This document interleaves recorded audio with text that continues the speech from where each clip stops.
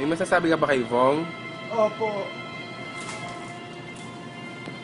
Kuya Vong, may mga anak kang lalaki.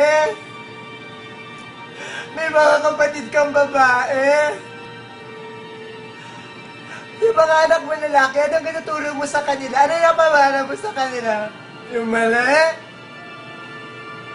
Habang buhay mong dadalhin yan.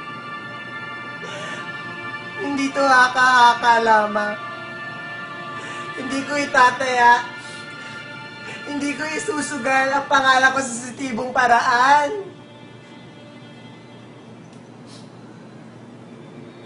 Kuya Vong, mag-isip-isip ka.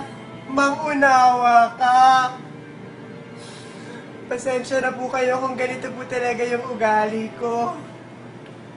Hindi ko kasalanan pinalaki ako na magulang ko ipaglaban ng katotohanan at karapatan. Hindi po ako nagtatabang-tapangan. Prinsipyo lang po ang pinaglalaban ko dito. Kuya Vong.